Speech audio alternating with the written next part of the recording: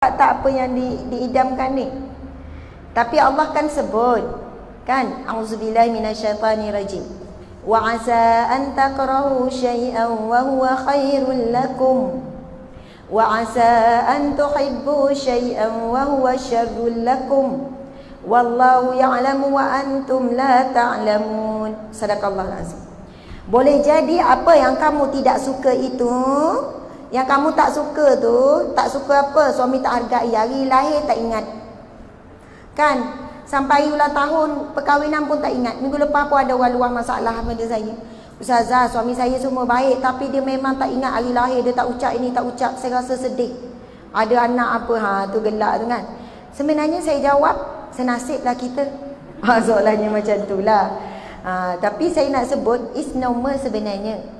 Orang lelaki, tuan-tuan, kalau isteri lupa hari lahir, apa yang berlaku pada tuan-tuan? Ada perasaan tak ni? Orang lelaki kalau isteri lupa hari lahir, tuan-tuan jadi apa? Biasa. Okey, kalau orang perempuan pula suami lupa? Sedih lagi? Bertukar tak jadi rasaksa ke? Yelah, orang perempuan kan kecewa sikit lah. Ini kalau awak sedih tak? Mengamuk tak adik? Awak akan terima satu mesej special lah. Kalau lupa birthday dia. Awak memang tak sayang saya. Ayat dia. Okey. Sebenarnya memang perbezaan yang saya sebut di awal tadi.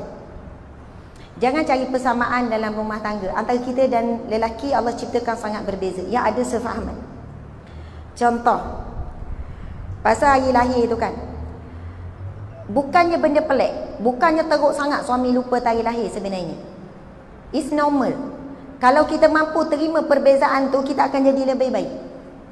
Orang lelaki dalam kepala dia ada satu mesin, satu alat, auto delete namanya. Dia kalau kita tanya dia balik kerja, bang macam mana kerja? Okey? Semua okey? Okey kerja? Betul tak? Sebab apa? Padahal dia ada kena marah dekat pejabat, dia adalah cita-cita, dia tak simpan tu, dia delete. Kalau orang perempuan, silap lah kalau suami tanya, awak kerja macam mana? Kalau awak nak tahu, start daripada pagi, dia boleh cerita daripada pagi. Kemudian sekejap je saya rehat, lepas tu ni, ya Allah, awak tahu tak petang pula. Suami ni bersedia lah dengar. Orang perempuan dia banyak simpan. Dia auto delete tu, dia delete sekali lah tu, tarikh lahir semua dia delete sekali. Jadi apa yang berlaku, saya pun pernah juga. Itu bukan satu kekurangan ataupun aib. Suami lupa birthday, kita berdebar-debar ni kan. Birthday esok ni, mesti ada sesuatu ni. Sampai tengah hari, ada surprise ni. Dia buat-buat lupa ni saja ni. Sampai petang, sampai malam, terbayang. Saya cerita betul ni, masa tu. Saya kata mungkin nak tutup lampu sekejap lagi kot. Kan, tiba-tibalah ada lilin ke apa ke. Kan, mesti ada big surprise. Macam tu punya perasaan. Pukul 12 kita yang surprise lah.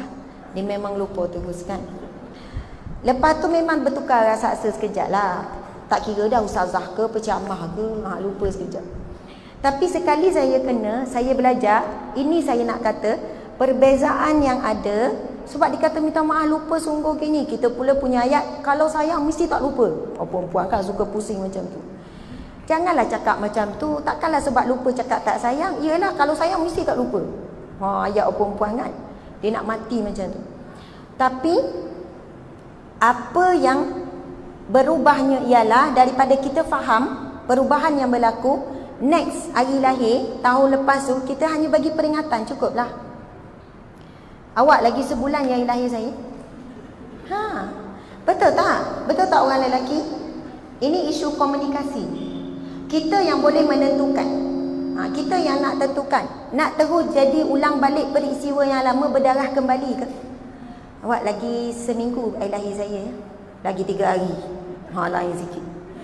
Maksudnya sebab kita ni, kita janganlah nak nyiapkan diri kita untuk kecewa benda yang sama. Apa salahnya kita ingatkan? Kita tahu benda tu bukan dia tak sayang, bukan dia tak ingat, bukan bagi dia tak penting, tapi kadang-kadang dia boleh lupa. Sebab itu kadang-kadang komunikasi kita bermasalah. Kita nak orang lelaki faham apa yang kita rasa. Bila dia tak faham, kita akan tanya, awak tak rasa ke apa saya rasa? Awak tak nampak ke apa saya nampak? Awak tak fikir ke apa yang saya fikir? Suami tengok, apalah dia ni. Jangan tanya soalan tu, betul tak? Kalau kita rasa apa, bagi tahu. Awak, saya suka kalau awak balik, awak puji rumah bersih. Oh ya ke? Dia balik, dia lupa, bang, rumah bersih bang. Oh, bersih lah rumah. Orang perempuan suka penat-penat rumah-rumah, suami cakap bersihnya, Masya Allah, seronoknya, rumahku, syurgaku. Macam tu kan. Tapi agak awak ni tak pernah appreciate ya, saya kemas rumah ke, saya masak ke, tak pernah puji. Suami ni dia blur. Saya memang minta, kadang-kadang kita minta kan, bang, macam mana makanan? Okey je, sedap. Hilang penat kita masak. Maksudnya kena bantu dia mencapai komunikasi yang kita perlukan. Peringkat awal, lama-lama okey, dah dilatih. Sama juga orang lelaki, kadang dia sebut kat isteri, awak boleh diam tak? Nak tanya perempuan, boleh diam tak? Tak boleh. Orang perempuan bercakap tu perlu, lelaki bercakap bila perlu je. Orang perempuan perlu bercakap. Jadi perbezaan ini bila kita faham akan mengurangkan titik perpecahan. Kita memang harapkan ni lah. Tetapi subhanallah, cuba kita tengok hadis Nabi SAW. Nabi kata, sungguh pelik orang mukmin itu. Orang mukmin sangat pelik. Apa yang peliknya? Iman orang mukmin ni pelik, ataupun Nabi kata beruntung, sangat ajaib, macam itulah. Apabila diberi ujian lalu dia sabar, maka sabar itu syurga baginya. Apabila dia dapat nikmat lalu dia bersyukur, syukur itu juga adalah baik baginya. Contoh, orang datang mengadu, suami datang mengadu, ustazah, saya tak tahu dah nak nasihat macam mana isi saya. Dia tetap tak nak tutup aurat, ustazah. 10 tahun saya beli pun dia tak pakai. Saya hantar tazkirah, saya tegur dia gini-gini, dia tetap tak nak pakai pakaian yang menutup aurat. Contohnya, saya kata, encik, berapa lama encik nasihat isteri? 10 tahun. Saya dah usaha macam-macam. Sebelum kahwin, saya rasa saya boleh ubah isi saya.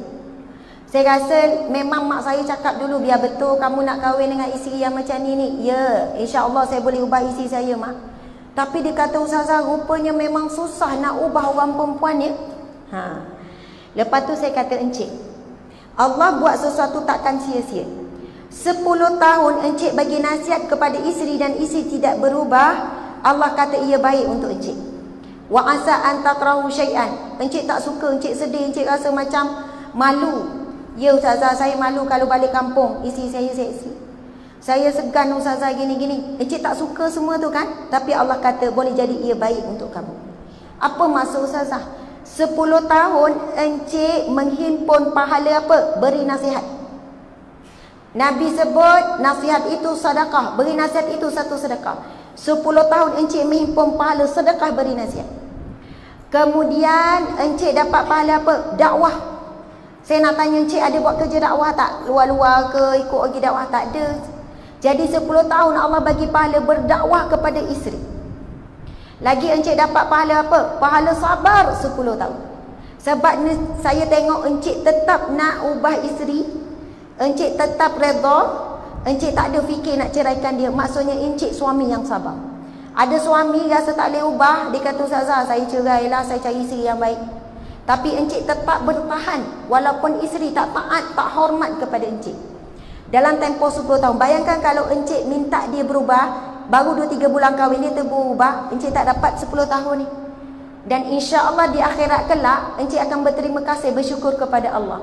Syukur ya Allah, aku diuji 10 tahun dengan isteri yang macam ni. Rupanya inilah asbab untuk aku masuk syurga. Sebab apa Allah berfirman, a'udzubillahi minasyaitanirrajim, innama yuwaffas sabiruna ajrahum bighairi hisab.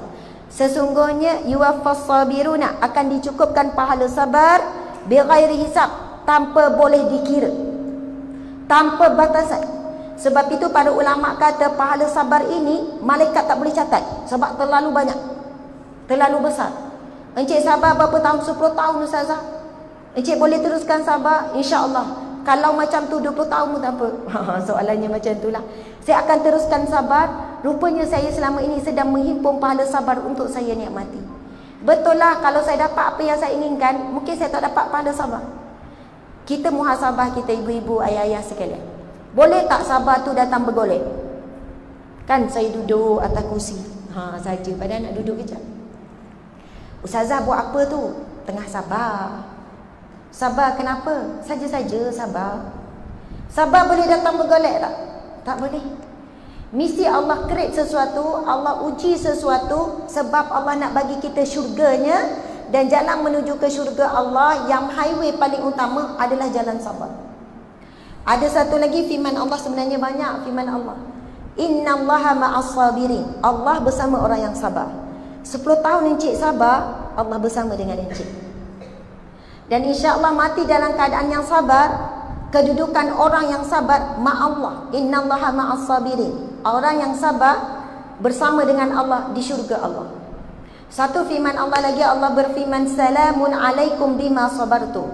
Salam sejahtera ke atas kamu disebabkan sabar kamu di dunia dahulu. Kalau baca firman ni, ayat yang sebelumnya menerangkan apabila masuk orang-orang yang sabar ke dalam syurga, lalu keluarlah para malaikat Allah berdiri di sekeliling syurga, di setiap penjuru, bersedia menyambut kemasukan orang-orang yang sabar.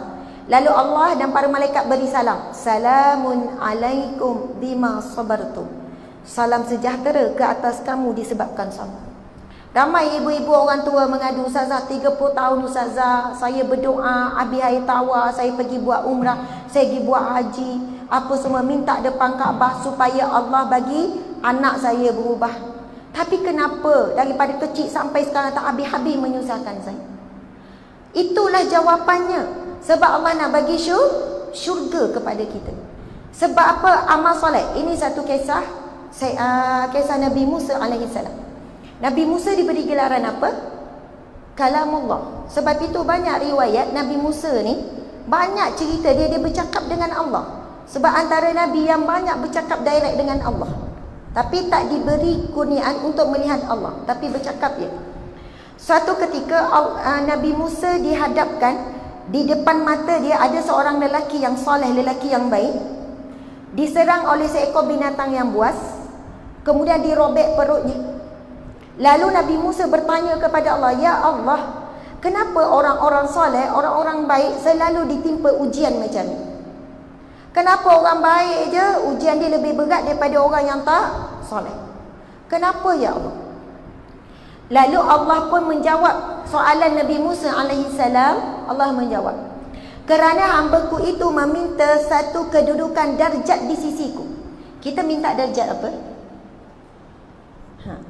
Puan ni duduk atas lantai, ni ada kursi. Ni gentleman silakan. Tengok. Calon suami soleh ni, boleh lalu sini. Boleh masuk kejap ni. Ya, ni. Okey, alhamdulillah, subhanallah. Okey. Kemudian Allah menjawab, hamba-Ku ni meminta satu darjat di sisiku. Kita minta darjat apa? Darjat jadi orang mukmin. Kita minta dengan Allah jadi darjat orang yang bertakwa, betul ke tidak? Sebab apa kita nak darjat orang yang bertakwa? Kan ni nak bulan Ramadan tak lama lagi kan? Allah berfirman, auzubillahi minasyaitanirrajim. Ya ayyuhallazina amanu kutiba alaikumus siyamu kama kutiba alal ladzina min qablikum la'allakum tattaqun. Sadaqallahu azim. Al-Baqarah ayat 183.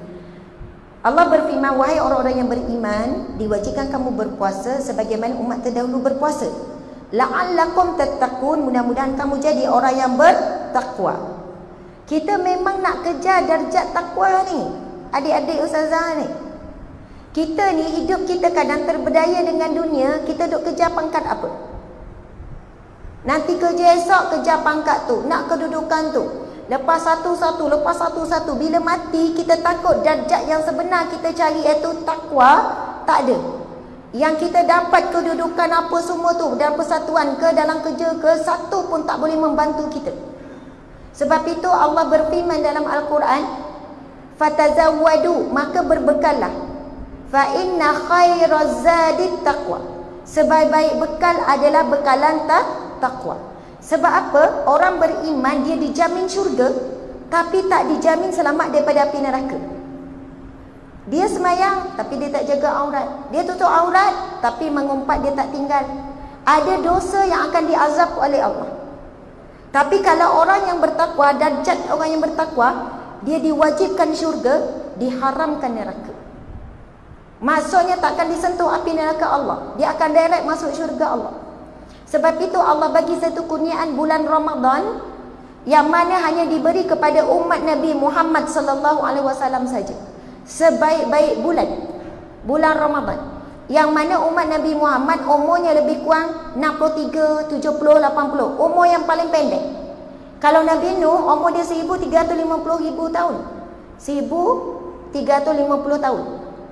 Panjang ke pendek tu? 1000 lebih umur.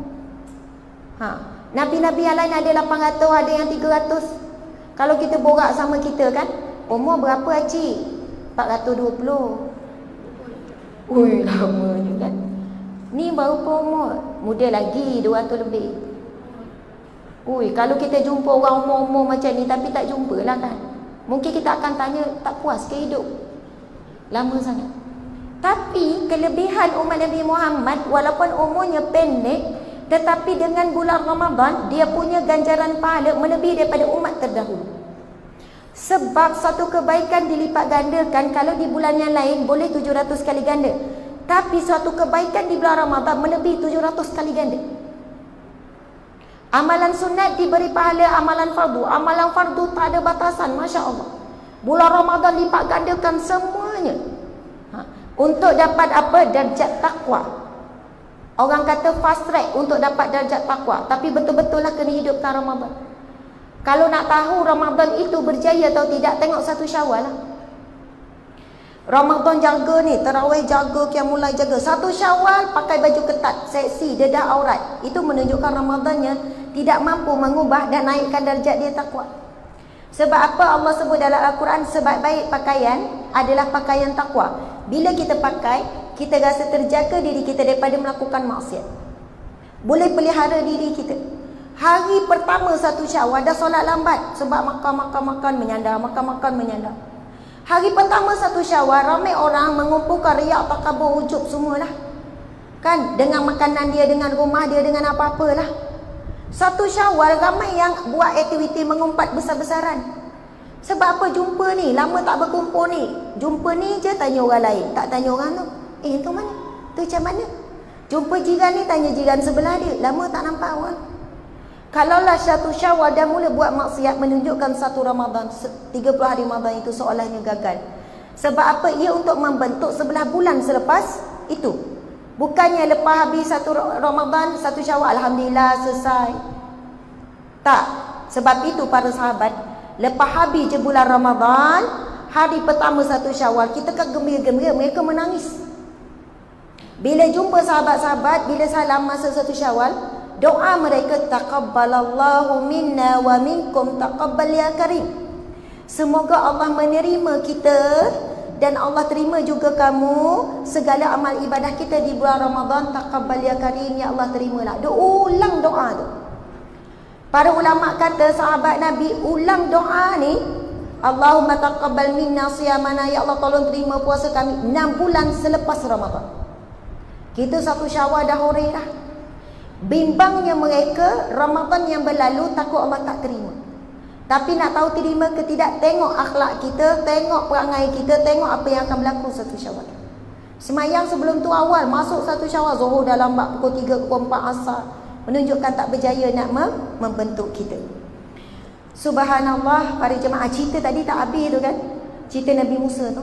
Allah kata, hamba-Ku ni meminta 1 darjat di sisiku. Mungkin darjat takwa macam tu lah, darjat ahli syurga ke.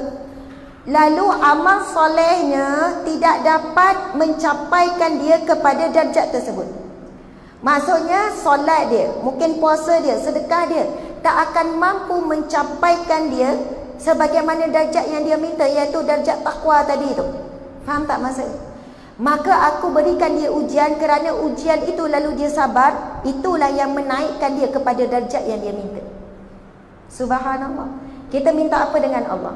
Rabbana atina fid dunya hasanah wa fil akhirati hasanah Ya Allah, minta hidup di dunia baik, akhirat juga baik. Baik tu masuk apa? Syurga Allah. Wa qina azabannar. Mahal harga dia. Amal soleh kita takkan mampu untuk membebaskan kita daripada api neraka. Sedekah kita mungkin tak mampu bila dikira-kira untuk jadi mahar kepada syurga Allah. Akhirnya Allah bagi kita ujian. Tak habis-habis ujian. Daripada suami, settle suami, anak pula. Anak ni masa kecil okey, bila besar masalah. Besar okey, dah kahwin buat masalah. Buat aniaya isteri. Lepas tu dah selesai masalah anak jiran. Ada yang tanya, Ustazah, masalah tak habis-habis lah Ustazah. Acik dah tua, dah tak larat dengan ada masalah. Sampai bila ni? Sampai mati acik. Sampai mati. Supaya kita mati dalam keadaan mengumpul pahala sabar. Kerana yang mencapai darjat orang-orang yang bertakwa, orang yang soleh, para Nabi subhanallah, adalah pahala sabar. Masya Allah. Kita tak tahu apa perancangan Allah untuk kita. Kita tak tahu apa berlaku besok, betul kan? Tapi kalau kita berjaya jadi orang yang sabar hari ini, esok mesti bercahaya. Esok mesti terang masa depan kita. Satu kisah lagi tentang Nabi Musa alaihissalam. Satu ketika Nabi Musa alaihissalam, dia nampak. Dia diberi begini, dia tanya, Ya Allah, aku melihat banyak ketidakadilan di dalam dunia ni. Orang baik ditindas, orang zalim berkuasa. Sekian-sekian, orang soleh sekian-sekian ya Allah.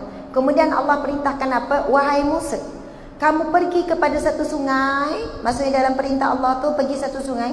Kemudian kamu naik, ada satu pokok yang besar, kamu naik, duduk di atas. Dan Nabi Musa ikut perintah Allah. Tak lama kemudian Nabi Musa tunggu, datanglah seorang lelaki tua. Datang seorang lelaki tua, sebelum lelaki tua datang seorang lelaki muda dulu. Membawa satu uncang emas. Satu uncang emas jumlah berapa ribu dinar ke wallah alam. Dia letak di bawah pokok tersebut, kemudian dia pergi minum air di sungai. Lalu lelaki muda ni yang berkuda, dia naik kuda, dia terlupa uncang tu, dia pun berlalu pergi. Tak lama datang pula lelaki tua. Datang pula lelaki tua yang duduk di situ juga untuk minum air. Kemudian dia duduk saja, dia tak buat apa-apa. Kemudian sekejap, minta maaf. Sebelum lelaki tua ni datang, sebab cerita ni dah lama saya baca, ada seorang kanak-kanak datang. Seorang kanak-kanak datang, dia nampak uncang emas tu, dia ambil. Kanak-kanak tu ambil. Lepas tu baru datang lelaki tua. Dia lepas minum air, dia berehat dekat bawah pokok tu. Kemudian bila lelaki tua ni, yang muda tadi tu datang balik. Datang balik cari uncang. Kemudian semua Nabi Musa nampak daripada atas pokok ni. Bila nampak, lelaki muda ni tanya, mana uncang emas aku? Sekarang uncang emas siapa ambil? Kanak-kanak tadi. Ada seorang kanak-kanak ambil. Tetapi bila orang tua ni kata, tak ada, aku tak ambil, tak ada uncang emas apa. Lalu lelaki muda ni pun membunuh lelaki tua tersebut. Lalu Nabi Musa tengok, Ya Allah, apa yang berlaku di hadapanku? Lelaki tua ni tak bersalah. Ada kanak-kanak lain yang ambil. Dan kenapa ini berlaku? Soalannya tak adil lah. Depan mata. Banyak benda yang berlaku dalam hidup kita, kita rasa tak adil. Kita dah buat sahabat baik, kenapa orang buat macam ni? Kita tak pernah kacau orang, kenapa orang kacau kita? Kenapa dia ni fitnah kita? Kenapa burukkan kita? Kita tak pernah burukkan dia, dan sebagainya. Kemudian apa jawapan Allah? Allah buka hijab, Allah kata, wahai Musa, sebenarnya kanak-kanak itu adalah ayahnya dulu pernah bekerja dengan lelaki yang berkuda tu. Tetapi sewaktu dia kerja dahulu, dia tidak membayar upah kepada ayah kanak-kanak tersebut. Dan jumlah upah itu sama seperti kanak-kanak tu ambil. Kemudian, kenapa lelaki muda ni ditakdirkan Allah bunuh lelaki tua ni, sedangkan lelaki tua ini tak ambil uncang tu? Lelaki tua ini pernah membunuh ayah lelaki muda tu. Lelaki muda tu, pemilik kebun tu, ayah dia dibunuh oleh lelaki tua tersebut. Nak bagi tahu cerita yang berlaku dalam hidup kita, kadang-kadang kita tanya, Ya Allah, aku tak buat apa-apa pada dia. Tapi kenapa dia buat macam ni pada aku, ya Allah? Mungkin masa kita muda dulu, masa sekolah menengah, kita ada buat benda yang tak elok terhadap orang lain. Kita pun dah lupa, kita ada ngumpat orang, kita ada keji orang. Lalu Allah buat pusingan balik, bukan nak zalimi kita, supaya selesai di dunia, di akhirat kita tak perlu lagi balasan daripada Allah. Sebab itu bila saja kita terduduk, kita kena apa-apa, sifat para sahabat kata apa? Sahabat Nabi SAW bila berlaku sesuatu yang buruk ataupun orang fitnah, orang zalimi, antara doa masyhur para sahabat, kebanyakan sahabat, saya baca sirah-sirah sahabat, doa mereka, ya Allah, ampunilah aku. Dengar orang kutuk ni, suami buat ke anak buat ke, kecil hati dengan anak, ya Allah ampunilah aku. Sekiranya apa yang anakku buat, suamiku buat terhadapku benar di sisimu, ya Allah. Maksudnya benar. Tapi sekiranya salahlah apa yang mereka lakukan ke atasku, maka aku mohon ampunilah mereka. Subhanallah. Hebat kan doa ni? Ya Allah, sekiranya apa yang mereka kutuk, perkatakan tentang aku itu salah, ampuni mereka. Tapi kalau betul apa yang mereka katakan itu, ampunilah aku. Nampak tak? Sifat orang mukmin ni, apa pun yang Allah buat, apa pun berlaku, dia mesti cari kebaikan. Sebab kita tak tahu sebenarnya Allah sedang membersihkan kita dengan cara Allah Subhanahu Wa Taala. Allahu Akbar. Subhanallah. Okey, boleh teruskan tak ni? Minum air sikit ya.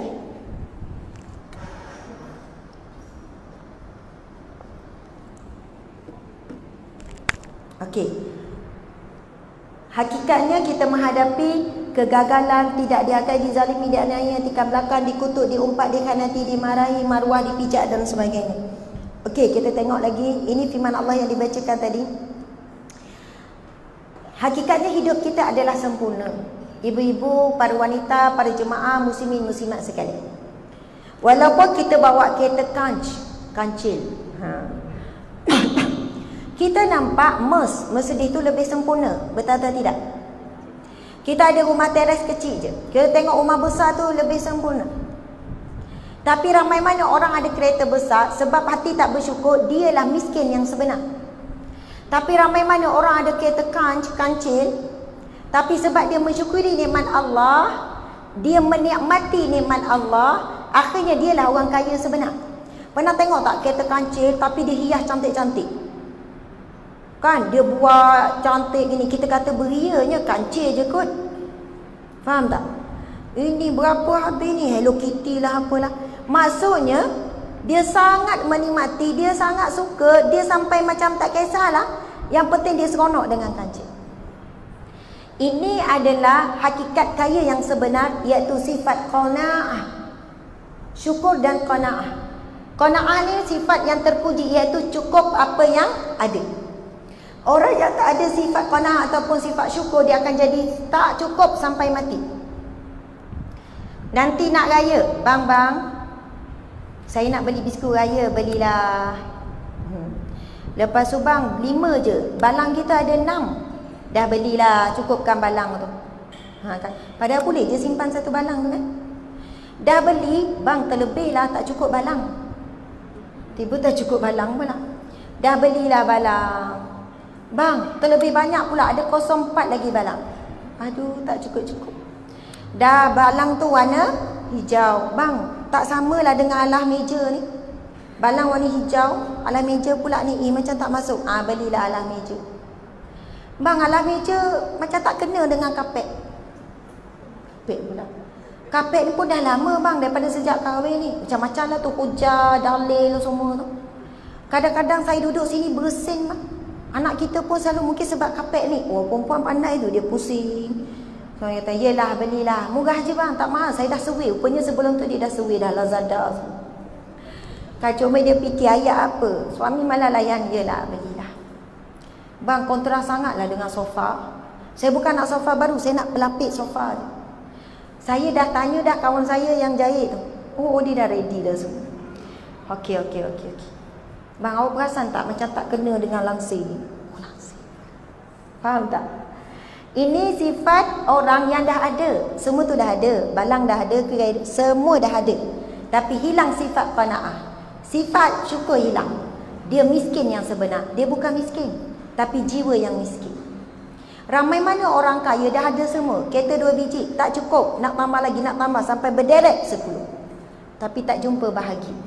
Ramai mana orang ada rumah, ada duit nak tambah aset rumah je. Tambah aset rumah, tambah aset rumah. Ha. Kita tengok, wah seronoknya, wildfire. Contohlah naik wildfire kan. Tak tahu kot ada wildfire ni. Saja je, wildfire. Fire tu api kan. Kita bawakan tengok wildfire. Ush. Betul tak? Teringin. Padahalnya, kok-koklah orang yang bawa wildfire tu, lagi 3 bulan dia punya rotek, dah susah hati dah. 4,000 lebih. 3 bulan susah hati nak bayar rotek macam mana ni. Kita tengok, dia pula kancil, ya Allah, rotek mesti 200 lebih ni, ke 100 lebih. Orang wildfire ni tengok, jauh sangat, aku mau 4,000 lebih. Mesti dah habis bayar ni. Nampak gaya dah 10 tahun kancil. Ni baru setahun tapi hidup tersesat. Saya nak bagi tahu, hakikatnya kita tak tahu. Sebab apa?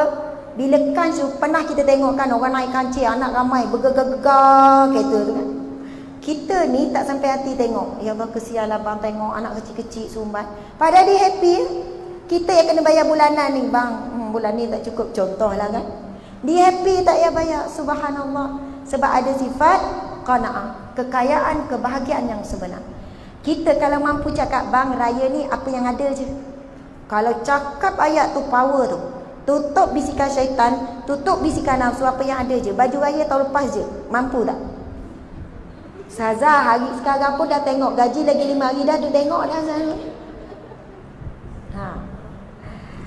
Dah beli dah 2 pasang, tiba dekat raya ada offer lebih murah. Bang, boleh tak satu lagi.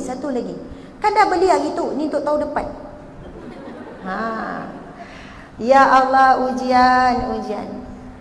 Tapi hakikatnya orang yang ada kelapangan rezeki akan diuji dengan membazir saudara syaitan.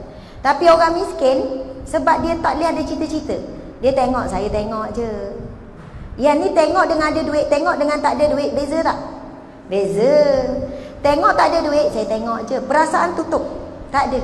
Akhirnya dia ada satu sifat yang mulia, qanaah, cukup apa yang ada. Tak apalah bang, apa yang ada je. Masya Allah. Saya ada pergi rumah orang yang susah kan. Saya ada pergi dalam minggu lepas, orang yang sederhana, ataupun saya tengok rumah dia kosong macam orang susah, kerja tukang jahit. Sebab saya nak cari jahit baju sekolah anak saya, bukan baju sekolah, ada baju batik budak sekolah menengah kan.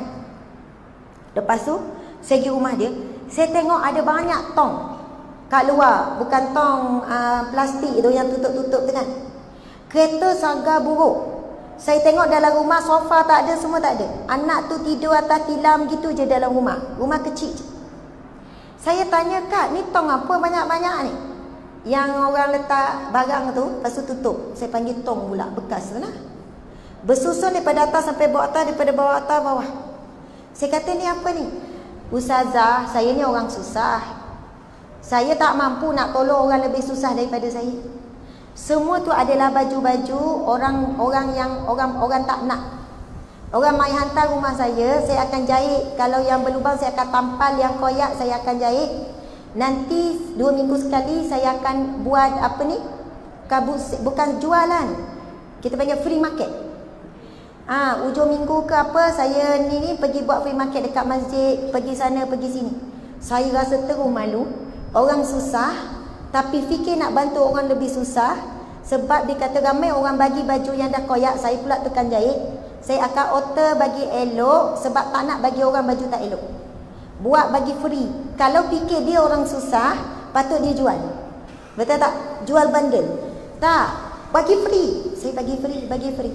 Bawa aktiviti itulah yang saya mampu bantu orang susah, sebab saya pun susah. Nak kata dia memiliki sifat apa? Qanaah, bersyukur yang apa yang ada. Syukur walaupun tak ada sofa. Syukur kereta yang sangat buruk. Suami kerja mekanik, ada anak ni, minta ustazah doa ni. Sebab sifat syukur, dia mampu menunjukkan kesyukuran kepada Allah. Tapi orang tak syukur kan, orang ni kalau tak syukur, mula bawa kancil anak seorang. Bang beli Myvi lah, gemuk sikit, usaha-usaha dapat beli Myvi. Saya nak tanya, cukup tak Myvi tu? Dah lama guna bang, besar sikit Ezora. Okey, Ezora. Dah dapat Ezora dah besar, cukup lagi tak Ezora? Tak, dia nampak apa pula? Bas. Oh, bas. Nak anak berapa orang? Bas. Tapi betul juga kan, on the way tu siapa nak tumpang, terus lagi ya. Saya tahu kita boleh nampak. Subhanallah, dia adalah hamba Allah yang istimewa, insya-Allah. Okey, jadi apa ni kita nak sebut, mungkinlah kita takkan, bila tak ada qanaah, bang, estima bang, nampak estima. Dah dapat estima cukup tak? Tak cukup. Bang, welfare bang. Dapat welfare pun percayalah dia takkan cukup. Akhirnya dia dah dapat apa-apa, Allah sebut, la in syakartum lazidannakum. Kalau kamu bersyukur, pasti aku akan tambah nikmat. Di dunia, di akhirat. Wala in kafartum, kalau kamu kufur, tak bersyukur, sentiasa rasa tak cukup, inna azabi lasyadid. Nanti kalau azabku yang maha pedih. Azabku sangat pedih. Cuba kita tengok hakikat kehidupan orang di luar sana. Gambar real ya, real kan, bukan lakonan. Tengok. Kita kadang sakit, Allah ambil sakit sikit je kan. Sakit gigi. Bang, saya sakit gigi ni, awak jangan nak cari pasal pula dengan saya. Mak sakit gigi ni. Padahal Allah sedang menggugurkan dosa kita kan. Kita tak sedar. Masya Allah. Ada banyak kisah lah pasal sakit ni. Hadis Nabi pun, Nabi bila pergi ziarah Ummul Ala, Nabi ziarah Ummul Ala. Ummul Ala ni perempuan, Ummul, ibu kepada Al-Ala. Sakit, sahabat Nabi yang bernama Al-Ala. Bukan Ala, anak dia Al-Ala. Tapi Nabi bila ziarah sahabat wanita, ada adab dia lah, bukan ziarah direct dengan suami lah. Lalu Nabi bersabda, Nabi kata, wahai Ummul Ala, bergembiralah kamu, berbahagialah kamu. Sesungguhnya seorang hamba Allah itu apabila dia diuji sakit, lalu dia redha, dia sabar, dia umpama seperti emas yang dibersihkan dengan api. Emas, pernah tak kita nampak emas yang jumpa betul-betul dekat Lombong, ataupun emas yang betul-betul? Tak pernah kan? Kita ni tak pernah, kita tak kenal emas. Kalau kita jumpa pun kita buang balik. Sebab ketulan emas tu, kalau kita jumpa yang real tu, memang kotor, hitam, macam tak ada nilai. Dan cara nak bersihkan emas itu bukan dengan peluntur ke, gunalah klorok ke, gunalah supermam ke, dia takkan bersih. Dia hanya boleh dibersihkan dengan apa? Dengan api. Dilayur dengan api, emas takkan mencair, dia akan berubah bentuk saja, dia tak hilang. Tapi dia akan jadi berkilat. Rasul kata orang yang sakit itu bila diuji lalu dia sabar, dia seumpama emas yang dilentur dengan api. Hadis yang sahih. Apa maksud yang Rasul nak sampaikan? Bila kita sakit memang sakit, pedih, sakit. Tapi bila kita sabar dan redha, kita seumpama naik nilai kita, mahal umpama seperti emas, bercahaya seperti emas. Emas tu masa dilayur dengan api, kalau dia boleh bercakap, dia cakap apa? Dia cakap apa? Panas, sakit. Tapi sebab dia bertahan, akhirnya dia jadi nilai sangat tinggi. Duduk dalam tanah tak ada nilai, tiba-tiba nilai dia mahal, naik tinggi. Contohlah baju yang kotor, para jemaah sekalian. Baju kotoran degil, kotor sangat. Kita pun cuci dengan kaedah yang sungguh-sungguh lah, betul tak? Kita kendam klorok, tak tanggal juga, tambah air panas, lepas tu sental-sental. Kalau baju tu boleh bercakap, dia cakap apa? Panas, sakit, busuk, klorokkan busuk. Tapi akhirnya baju tu jadi apa? Bersih, putih. Sama juga kita, bila Allah nak bersihkan kita, mesti melalui ujian, dan antaranya ujian sakit. Sebab itu orang yang faham tentang konsep ni, kalau diuji sakit pening kepala contoh kan, kalau mampu kontrol, mampu kawal, sakit biasa-biasa je, dia tak akan cepat-cepat nak makan Panadol ke nak hilang. Dia kata tak apalah, sakit ni Allah nak bersihkan dosa, Allah nak bersihkan diri kita. Dia pun bertahan sampai Zuhur. Zuhur tak hilang lagi, rasa boleh lagi ni. Suami kata makan je lah Panadol tu, tak apa bang, boleh tahan lagi ni. Sampai asar, insya-Allah nanti sembuh sendiri. Masya Allah. Tapi kita jangan pula masa sakit tu, bang saya sakit kepala, saya tak nak makan Panadol, tapi awak pandai-pandailah makan sendiri. Warning anak pula, mak tak sihat ni, jangan ni pasal. Maksudnya itu bukan dalam keadaan sabar. Kalau tak boleh sabar tahan sakit, makan je lah ubat cepat. Tapi ada orang ni, sahabat Nabi sampai tanya, ya Rasul, kenapa aku tidak diuji apa-apa ni? Bimbang bila tak diuji. Sebab mereka faham proses Allah membersihkan kita melalui ujian. Antaranya ujian sakit. Anak-anak ni hidup dia tak banyak komplain. Sebab apa? Tak ada benda nak komplain. Tak ada ibu ayah sakit, buta mata sebelah, tidur di atas apa ni? Jalan. Tak ada baju. Kita baju dah berlambak. Suami kata kita nak pergi kenduri ni, bang saya tak ada baju lah nak pakai. Pada ada belek-belek ni boleh kata tak ada baju. Bang tak ada tudung lah. Kita boleh komplain sebab apa? Kita tenggelam dalam nikmat. Nak muhasabah ni, hidup kita sebenarnya dah 90% nikmat. Nikmat apa yang kita nak dustakan? Baju cukup, makan cukup, ni semua nampak je cukup makan semua ni kan? Terlebih makan. Allah ujilah sikit-sikit nak jadi asbab masuk syurga Allah. Kita hidup ni siapa kata hujan, Ustazah hidup saya sedih lah. Saya tanya makcik, makcik makan tak? Makan. Malam tadi tidur kat mana? Kat rumah lah Ustazah. Tidur atau apa? Atas tilam. Rumah ada atap? Ada Ustazah. Kenapa Ustazah tanya? Makcik, sebelum kita nak sebut masalah makcik ni, cuba hitung nikmat Allah sangat banyak supaya jangan besarkan sangat ujian. Kadang ujian yang disebut oleh manusia, ujian tu bukan sebesar sangat. Berbanding dengan anak ni 90% ujian hidup dia. Nikmat 10%. Dapat makanan dalam tong sampah, syukur. Dapat hidup dekat kawasan pembuangan sampah, orang tak halau, syukur. Sebab sinilah mereka tunggu lori sampah untuk cari makanan. Sebab hidup mereka 90% ujian. Mereka nak komplain pasal mak ayah, tak ada mak ayah mati. Nak komplain pasal sekolah, tak ada sekolah. Pelajar ini sih kadang banyak komplain pensyarah. Banyak komplain facilities, pergi inisi lain banding inisi lain. Contoh ya, kita Allah dah bagi pekerjaan yang baik, tapi daripada tahun pertama lagi kerja duk sebut nak pencen lah, tak sabar nak pencen. Baru je kerja duk ulang ayat tu, tapi dah 20 tahun tak pencen juga. Saya nak pencen awak, memang tak tahan. Memang tak tahan. Sebab apa? Kita ada sesuatu untuk dikomplain. Saya stres lah dengan bos saya stres lah dengan saya ni lah. Bukan saya kata tu memang betul. Masa saya kerja dulu pun stres mesti ada. Tapi sebab Allah nak bagi pahala, sebab Allah jumpa kita dengan bos macam tu. Jumpa kawan yang tikam belakang. Jumpa semua tu Allah tak buat sia-sia. Allah atur yang terbaik. Sebab apa? Asbab untuk syurga Allah tadi itulah. Tapi kalau kita fahamlah, ya Allah, kalau inilah jalan menuju ke syurgamu, aku redha. Aku redha. Jadi tengok bos tu, dia ni alat Allah je nak bagi syurga. Kawan ni, dia ni alat Allah, perantaran Allah je. Kalau kita rasa bos menguji kita, kita akan rasa marah pada bos, benci, boleh jadi benci. Tapi kalau kita rasa Allah yang menguji kita melalui bos, insya-Allah kita tak akan terlampau marah. Bahkan kita rasa kesian perangai bos aku ni macam ni. Contoh, saya bagi contoh, metafora ataupun analogi.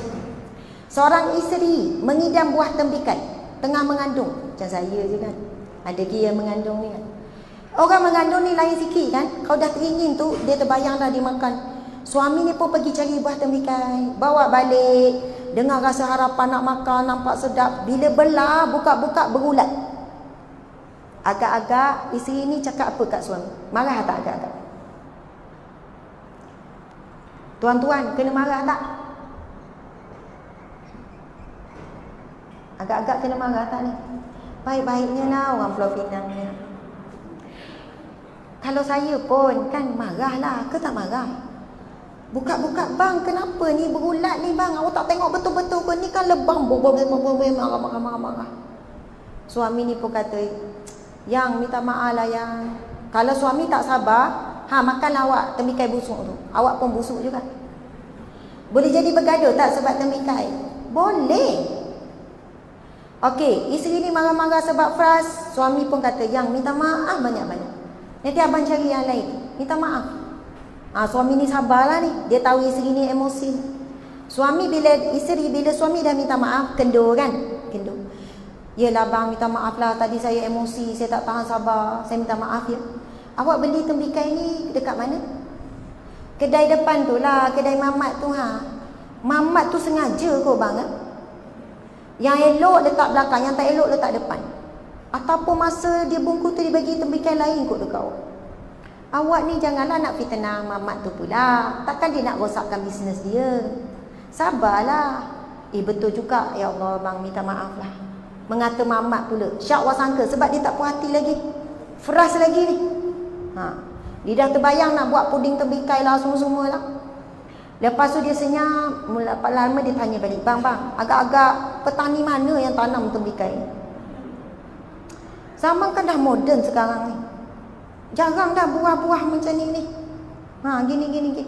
Awak ni takkan petani tu bawa pergi matahari nak hasilkan tanaman yang rosak macam ni. Betul juga kan bang? Kalau isteri ni tak sedar lagi, akhirnya saya nak tanya, dia menyalahkan siapa? Pencipta tembikat, iaitu Allah Subhanahu Wa Taala. Sebenarnya apa yang saya nak sampaikan ialah, apa pun yang berlaku pada kita, kalau kisah perempuan tadi tu, buah tembikat itu datang daripada Allah. Perantaraan siapa? Petani, peniaga, suami, akhirnya sampai kepada tangan isteri tadi. Allah nak uji sebenarnya perkataan apa yang keluar. Kalau isteri nampak suami yang menguji, itu boleh jadi bergaduh besar. Tetapi bila isteri ni sedar, kita orang yang mukmin, bila diuji, perkataan apa yang kita perlu sebut sebenarnya? Kalimah apa nak sebut? Alhamdulillah. Bukan Alhamdulillah bulat mah. Betul. Inna lillahi wa inna ilaihi raji'un. Lepas tu suami dengar, kenapa tu? Apa yang mati? Siapa yang mati? Tembikai mati ya. Sebab biasa inna lillah ni kita dengar bila dengar khabar kematian. Kalau kita dalam rumah tangga, kita boleh sebut je kalimah ni banyak kali, yang kau rasa macam neraka tu, lama-lama akan bertukar jadi syurga. Sebab kadang orang minta jumpa saya kan, dululah masa kerja, sekarang pun kadang orang tanya tip. Kita bagi tip banyak-banyak pun, amalkan doa ni, amalkan ni. Tapi kita bagi yang mudah, puan buat yang ni je dulu. Suami ustazah banyak menguji saya. Setiap kali suami menguji, ucap innalillah terus. Sebab apa? Ini bukan pakar motivasi ke siapa-siapa yang cakap ni. Yang cakap ni siapa? Allah sendiri. Allah yang bagi ujian, Allah sendiri yang bagi tahu kita macam mana cara nak hadapi ujian. Firman Allah Subhanahu Wa Taala, alladzina idza asabatuhum musibatun qalu inna lillahi wa inna ilaihi raji'un ulaika alaihim salawatun min rabbihim ila akhir ayat. Sadaqallahul azim. Membawa maksud, apabila hambaku ditimpa musibah, ujian kecil ke besar ke, lalu mengucapkan, qalu, mereka lalu mengucapkan, ini datang daripada Allah, wa inna ilaihi raji'un, dan sesungguhnya ilaihi raji'un, semuanya akan kembali kepada Allah, segahkan kembali kepada Allah. Allah sebut apa? Ulaika alaihim salawatu min rabbihim. Mereka itulah orang yang mendapat rahmat Allah, salawat daripada Allah, pertolongan daripada Allah, penyelesaian daripada Allah, pembantu Allah akan hantar penolong-penolongnya. Masya Allah. Tak percaya cuba buat. Ada berapa orang? Banyaklah saya tengok dalam PM, dikata ustazah, saya amalkan tu je dulu. Balik-balik rumah tengok suami tak basuh pinggan dia sebiji, inna lillah wa inna ilaihi raji'un. Kenapa tu awak doa saya mati ke? Takkanlah tak basuh pinggan doa mati. Masyarakat kita punya pemikiran, inna lillah ni dengan khabar kematian saja, betul kan? Awak mak saya sakit tenat, inna lillah, baru sakit belum mati. Innalillah ni untuk apa-apa, untuk apa-apa musibah, ujian. Bila sebut innalillah wa inna ilaihi raji'un, kita serahkan cepat pada Allah, pertolongan Allah datang dengan cepat. Lama-lama insya-Allah dengan kita pun basuhlah, tak apalah innalillah. Kita tak nampak suami uji, Allah sedang uji dengan sifat malas suami. Tengok balik rumah pinggan bertingkat-tingkat, suami balik kerja, innalillah wa inna ilaihi raji'un. InsyaAllah berkat tu Allah campak rasa bersalah pada isteri yang pemalas tu. Lama-lama jadi perajin. Yang pemarah tu jadi penyabar. Sebab kita tak mampu nak ubah sikap manusia. Nasihat macam mana pun. Tapi saya nak sebut kat benda ni, ibu-ibu sekalian.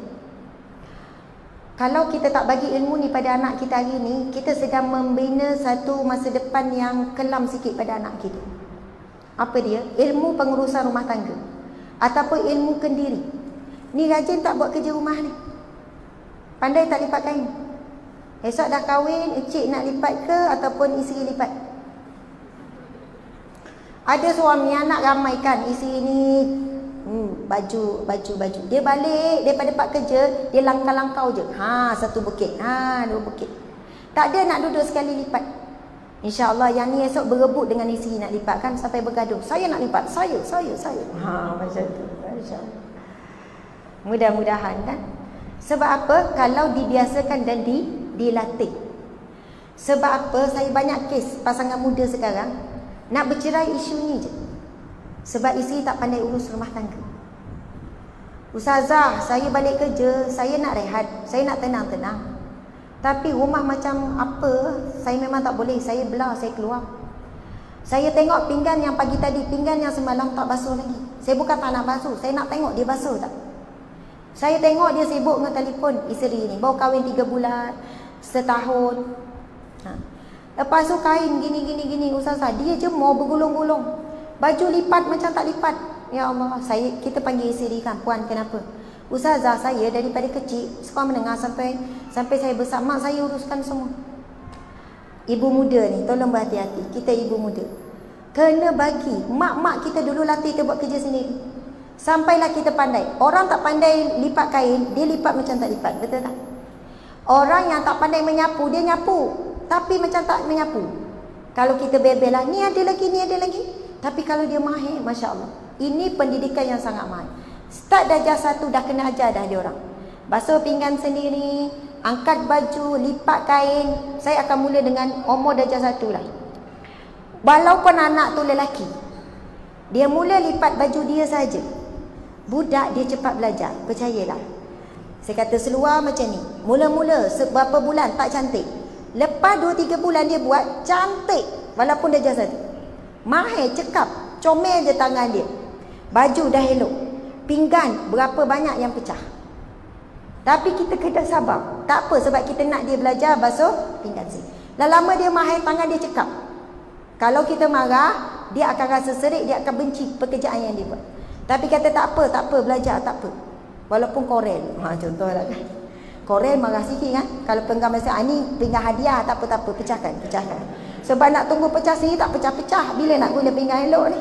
Kan? Jadi kita pun pilih-pilih. Korel jangan basuh yang ni je.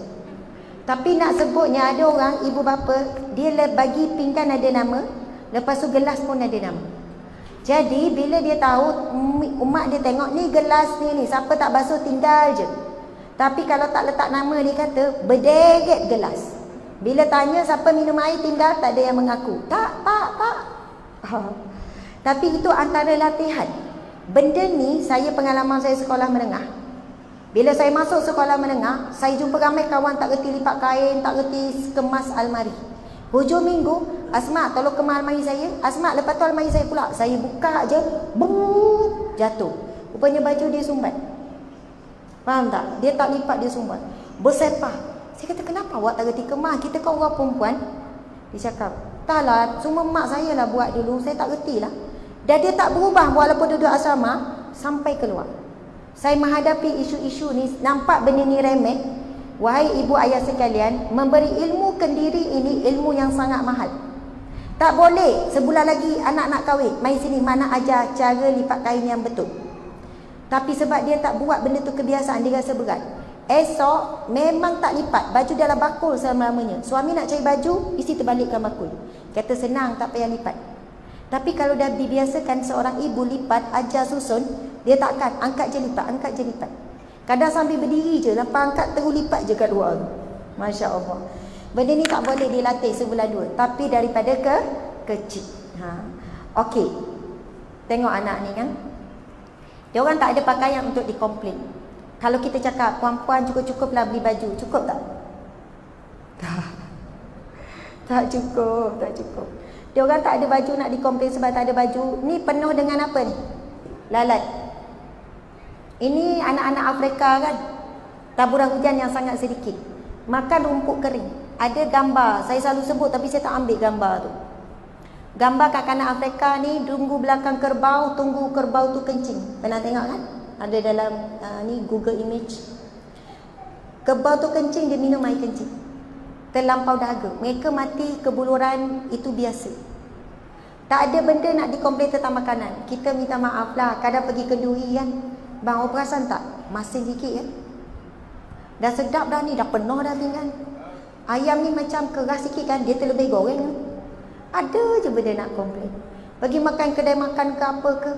Memanglah kita cakap, kita bukan kita komplain tukang masak, tapi sebenarnya kita komplain rezeki Allah. Betul kan? Kita komplain rezeki Allah. Sebab itu bila kita sebut seseorang yang mengeluhkan tentang manusia yang lain, dia sedang mengeluhkan Allah. Kalau ini kalam orang hukama lah, orang yang nak tengok dalam. Maksudnya kadang kita marahkan orang lain, kita sedang marahkan Allah. Sebab apa? Allah kan ada, Nabi ada bersabda, apabila seseorang hamba itu diuji oleh Allah, Allah akan mengutus bersamanya para malaikat untuk memberi. Allah bertanya, bagaimana keadaan hamba-Ku apabila diuji? Lalu malaikat menyampaikan kepada Allah, ya Allah, dia redha ya Allah dengan ujianmu. Walaupun tiba-tiba orang berik mengejut, bagi signal, masuk kiri tak bagi signal, cuma dia ucap astaghfirullah, innalillah. Tapi kalau dia tak faham tu, Allah nak bagi tiba-tiba pahala tu, kan? Apa yang dia buat? Lepas tu marah-marah, buka tingkap, tapi sebab terbiasa astaghfirullah, innalillah, ya Allah, dia ni masuk je rasa bahaya, betul kan? Sebab Allah bila utus para malaikatnya bersama, Allah kata sekiranya hamba-Ku redha, dia dapat redha-Ku, redha Allah, syurga Allah. Tapi apabila hamba-Ku marah, dia juga mendapat kemarahan-Ku. Nak sebutnya, hakikat sebenar macam cerita timbikai tadi itulah, semuanya datang daripada Allah.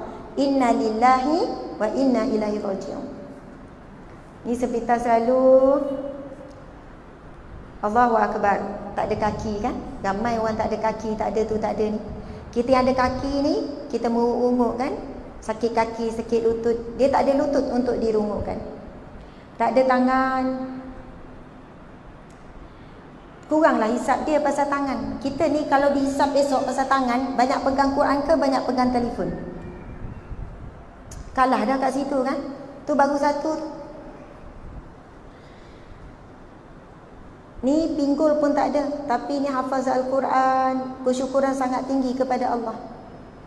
La in syakartum la azidannakum. Sekiranya kamu bersyukur, pasti aku akan tambah. Contoh ni kan, nak bagi contoh, bagi air lah, bagi air. Pengurusi majlis, Ustazah bagi air pada awak. Contoh-contoh je, tak apa, tak ambil sungguh pun tak. Kamu cakap apa? Terima kasih. Bagi burger pula, terima kasih. Bagi nasi pula, terima kasih. Bagi kunci kereta pula, cakap apa? Kasih je, tergamak ambil. Okey, bagi kunci rumah pula. Wow, Ustazah cukuplah. Betul ke ni? Kita akan tanya kan. Sebab apa? Ucap terima kasih, terima kasih, terima kasih. Banyak ucap terima kasih. La in syakartum la azidannakum. Benda Allah subhanallah, Allah sangat suka hamba-Nya yang banyak bersyukur. Dapat sikit, alhamdulillah ya Allah. Allah tak risau nak bagi banyak, sebab dia orang yang bersyukur. Kalau bagi banyak pun dia tak lupa diri. Tapi kalau yang sikit dikomplain, macam mana Allah nak bagi yang banyak? Sebab yang sikit tak boleh disyukuri, apatah lagi yang banyak, nanti jadi tamak. Lepas tu Allah janji dalam Al-Quran ni, kalau kamu bersyukur, pasti aku akan tambah. Itu bukan janji manusia, janji Allah. Saya sebut tadi satu-satu, perasan tak semua tu ni, ibu-ibu kita dah ada semua ni. Allah bagi rumah, walaupun rumah sewa. Allah bagi kereta, Allah bagi. Hakikatnya semua itu Allah bagi. Dan insya-Allah kita terima itu dengan rasa syukur, kita akan dapat sampai mati nikmat Allah tanpa henti. Allah akan tambah, Allah akan tambah. Tapi kalau hidup kita, suami balik, tangan kosong je ke? Yelah, tak beli apa-apa, belilah apa-apa, singgah mana-mana. Esok suami bawa balik goreng pisang. Bang, goreng pisang je ke? Orang tak bersyukur. Tapi kalau suami balik, alhamdulillah awak selamat, masya Allah, saya risaulah kau hujan lebat, walaupun tangan kosong, tapi isteri yang bersyukur. Yang macam ni Allah tengok, ya Allah, walaupun suami dia bawa balik tangan kosong, akhirnya Allah bagi rasa apa? Isteri, suami ni nak menghargai isteri ni. Esok bawa balik gelang emas. Contohlah, masya Allah. Bawa balik goreng pisang je, dia punya seronok. Ya Allah bang, goreng pisang sedapnya. Walaupun lembek kurang sedap, ya Allah makasih bang, syukurnya. Suami tengok, ya Allah goreng pisang je ke? Isteri happy macam ni. Saya buat air kopi ya, oh gini-gini. Suami ni akan fikir untuk beri lagi, walaupun isteri tak minta. Contohlah saya ada anak kan. Ada anak saya suka berterima kasih, puji. Makasih Umi, walaupun sikit. Umi lah Umi yang terbaik di dalam dunia. Oh kita suka lah ni. Yang seorang lagi pula suka minta aja. Umi nak tu, dah bagi. Umi nak lagi, Umi ni. Yang ni akhirnya dia kata, dah lah cik minta. Yang ni tak pernah minta, tapi tahu berterima kasih je. Anak yang ni lah yang selalu kita fikir. Betul atau tidak? Yang ni penyejuk hati kita.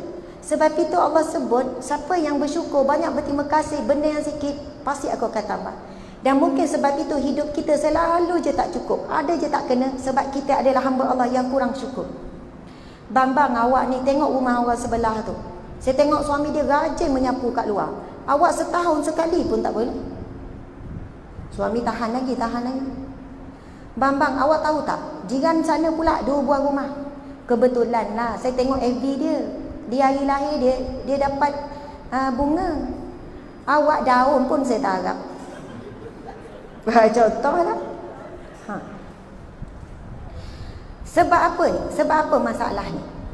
Kita nampak orang tu dapat bunga, tapi kita tak tahu kok bukan bunga, ada hari lain dapat penampak. Yang kita nampak suami orang rajin dekat luar tu, kok rajin dekat luar je, dalam rumah main handset memanjang. Maksudnya sifat manusia yang kurang syukur, dia akan nampak yang baik-baik, yang lebih-lebih pada orang lain. Akhirnya dia jadi apa? Nampak yang kurang je dengan apa yang dia ada. Sebab mata yang nampak nikmat Allah pada orang lain, akhirnya dia nampak diri dia penuh dengan kekurangan. Tapi kalau, ya Allah bang, walaupun awak macam ni kan, awaklah suami yang terbaik walaupun awak malas. Tu macam tak ikhlas tu kan. Saya baca kisah dalam FB tadi, isteri tu kena dera teruk. Ya Allah, awak tak pernah angkat tangan dengan saya walaupun awak malas. Tak apalah, syukurlah tu, betul kan? Antara suami pemukul dengan suami perajin, mana lagi kita perlukan? Suami pemukul dengan suami pemalas. Biarlah dia malas tapi tak pernah angkat tangan contohnya. Sebab dia malas, kita jadi perajin. Perajin tu betul tak? Kalau dua-dua rajin kan bergaduh. Saya nak kemas, saya pun nak kemas. Memang macam tu. Kadang isi kata, ustazah semua kerja ni gini. Sebab puan dapat suami yang macam tu, puan jadi cekap buat kerja rumah, anak-anak puan pun akan jadi rajin. Sebab biasanya ibu yang ajar anak-anak. Ada hikmah dia, jangan bimbang. Suami puan pernah pukul? Tak pernah pula. Syukur puan. Puan syukur je, alhamdulillah ya Allah suami aku tak pernah pukul. Nanti lama suami akan jadi rajin. Allah minta syukur dulu dengan nikmat. Tapi kalau nikmat yang ada tak syukur, takut Allah tarik yang lain. Yang sedia ada Allah tarik. Okey, saya rasa dah nak habis ni kan? Pukul berapa ni? 11 suku. Jadi ada 15 minit lagi. Saya lepas tu kena terus gerak. Flight pukul 1. Flight pukul berapa? 1 tepat ke 1.25? Sempatlah, maksudnya nak pesan salam ke apa ya. Maksud memang kena terus lah, kan lambat kan. Flight bukan macam bas kan. Okey. Jadi lebih kurang 15 minit. Boleh tak kita buka soal jawab kalau ada siapa nak tanya? Ada yang berdiri tu Oh sebab ada anak Encik ada nak tanya soalan? Oh Encik jaga mic, lepas tu Encik tak lari. Okey. Silakan, walaupun rasa soalan tu remeh ke. Ya, silakan puan.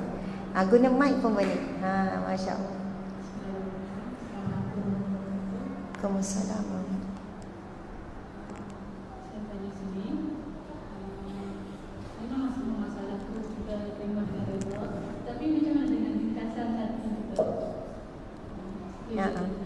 Subhanallah, Allahu Akbar. Iyalah. So, tak ada siapa yang boleh selamat daripada lintasan hati. Kan? Muka senyum, dalam hati nyampah. Contoh, kan? Tapi biasa muka ni tak boleh jaga dengan suami. Dengan suami orang lain boleh jaga. Betul tak? Contohlah suami orang lain masa orang luar lah, selain pada kita, suami kita. Kalau penat macam mana pun dekat pejabat, boleh senyum suami orang lain. Sampai orang pujilah, awak ni penat macam mana pun senyum, saya suka tengok awak. Ui, bunga-bunga tu, suami orang lain puji kita.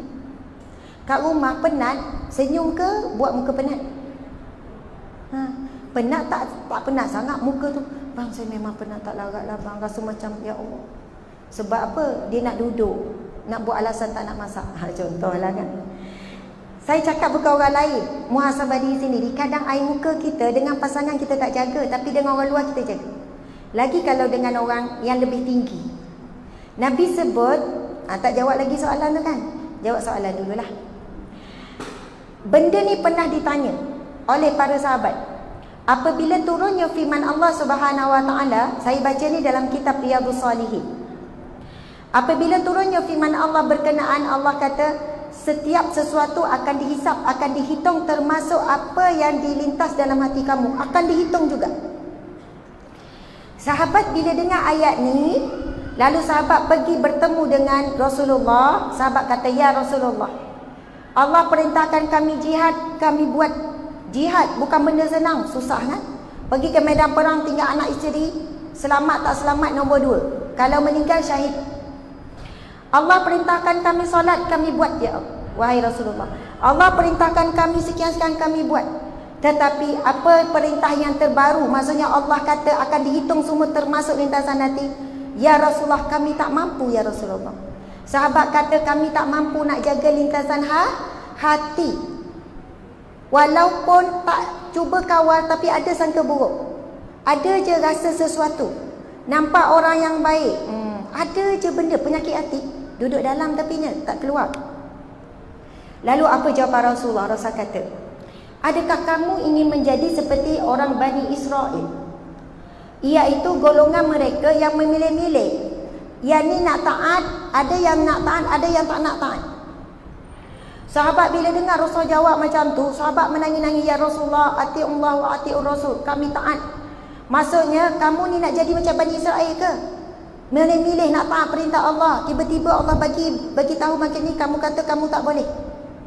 Sahabat menangis. Sebab orang menangis berhari-hari? Sebab apa? Mengenangkan banyaknya dosa lintasan hati yang selama ni.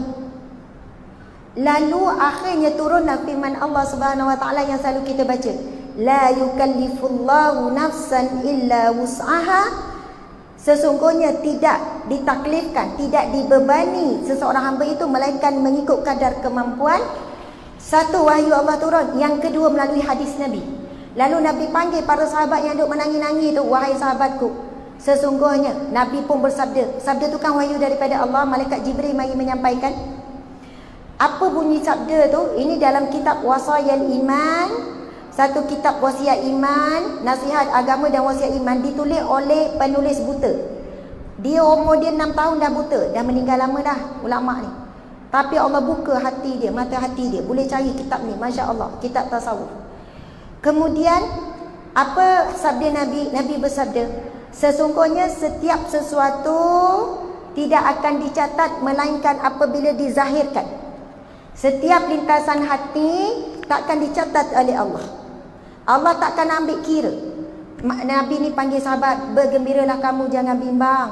Maksudnya Allah kata, apa yang di lintasan hati kamu itu tidak akan dikira, tak akan hisap, melainkan apabila kamu menzahirkan. Lintasan hati, mulut tak cakap. Lintasan hati apa? Mata tak tunjuk, muka tak tunjuk. Ini memang mulut tak cakap, siku bercakap. Faham tak? Itu keluarkan tak? Kan contoh makan-makan dekat pejabat. Lepas tu ada seorang tu memang suka tapau. Dia start tapau kan. Mulut tak cakap apa-apa, tapi pergerakan. Kalau dah keluar saja, itu dicatat. Tapi kalau dalam hati je, ya Allah dia ni muka tak malu, memang suka tapau gini-gini. Saya pernah baca kisah orang yang suka tapau ni, ada setengahnya memang itulah maksudnya waktunya dia boleh bawa balik kepada anak makan sedap. Kalau tak, orang susah, orang miskin. Tapi ada yang jenis kalau tapau sebelum habis majlis tapi tak ada keperluan, sebenarnya dilarang oleh Nabi sallallahu alaihi wasallam. Dilarang. Nabi pernah tegur orang makan kurma banyak-banyak, ada satu kurma. Lepas tu sahabat makan sama-sama, seorang dah dapat satu kurma, ada lebih satu kurma, ada seorang nak terus ambil. Lalu seorang sahabat kata, aku mendengar Rasulullah kata kalau kamu nak ambil ni, minta izin dengan semua orang. Soalannya macam tu lah. Sebab kemungkinan ada orang lain juga berhajat nak kurma tu. Bila dia dengar, dia pun belah bagi sama lagi. Kadang kita kan nampak, oh dah tak ada orang dia pun tapau-tapau. Ada orang kediam mari, mana kuih tu dah habis? Dah. Dah habis, tadi banyak lagi. Rupanya ada orang tapau. Betul tak? Sebab makanan tu hak untuk orang ramai. Elok gak sebut ni, kan nanti bulan Ramadan. Pergi makan dekat ni masjid. Semua kuih tu nak ambil, isi belaka. Lepas tu dah isi, dah duduk tunggu nak buka puasa, nampak ada orang ujung tu, ikut batik tu, kenapa saya tak ada? Kau boleh nak semua. Oh ni yang kat meja sana, pergi ambil. Bila dah makan, boleh makan semua tak? Akhirnya buang. Boleh berlaku tamak. Tapi kalau orang ingat, dia akan fikir ni untuk orang lain juga, ni ada hak orang lain juga, hak orang lain. Nanti tengok pula bila rumah terbuka pun sama juga kan?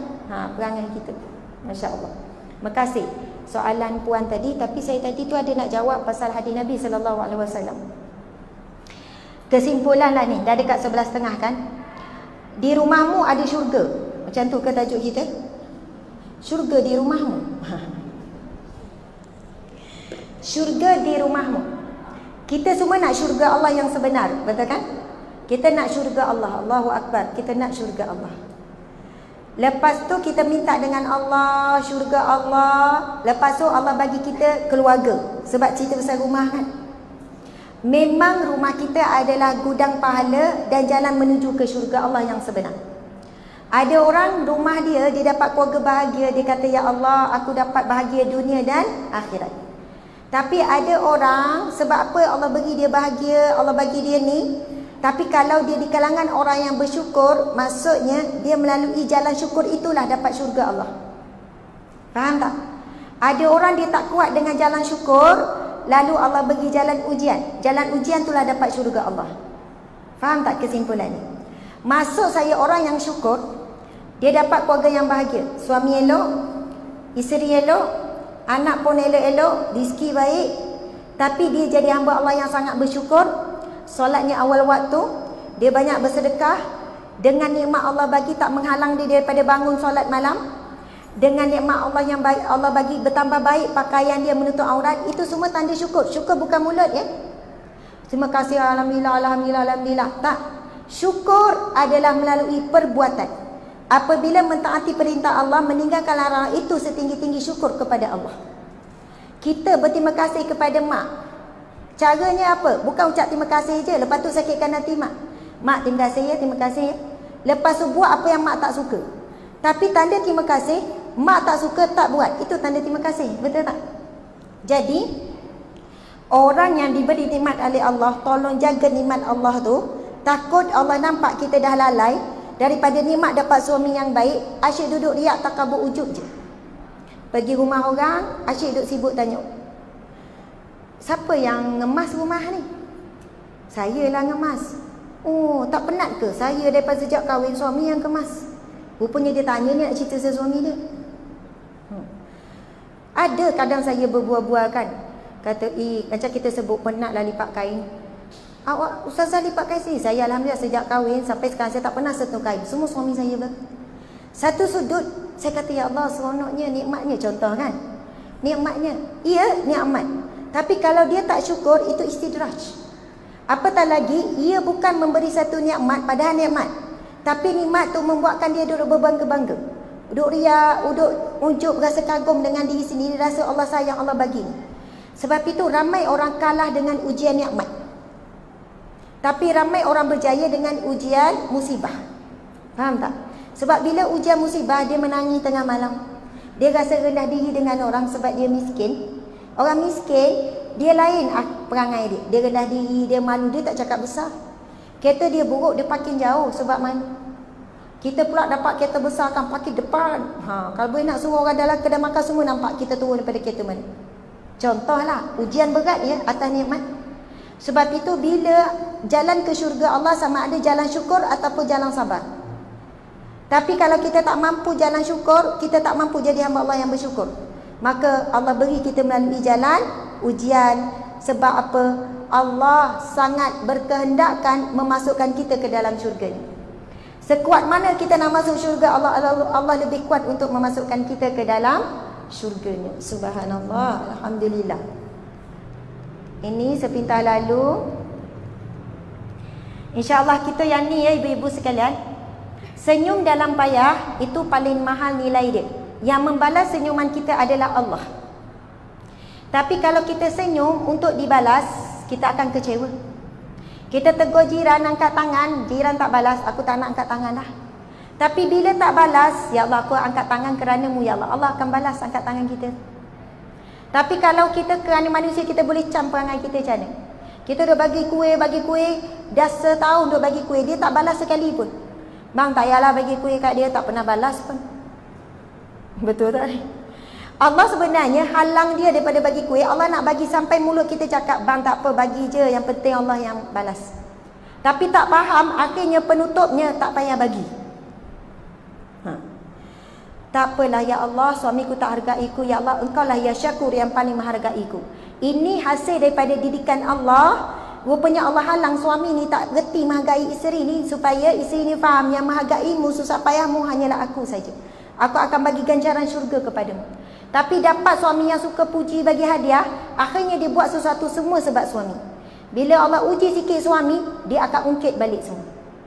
Saya tak redha apa yang saya bagi kepada suami tu. Saya handle masalah rumah tangga, ramai isteri macam ni.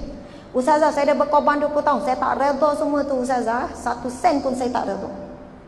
Saya kata, puan, sebelum ni puan beri ikhlas tak? Ikhlas selama satu Ustazah, sebab tengah bahagia. Sekarang dia buat panggil macam ni, tak ada, saya nak tuntut semua. Boleh tak Ustazah? Nak claim semua.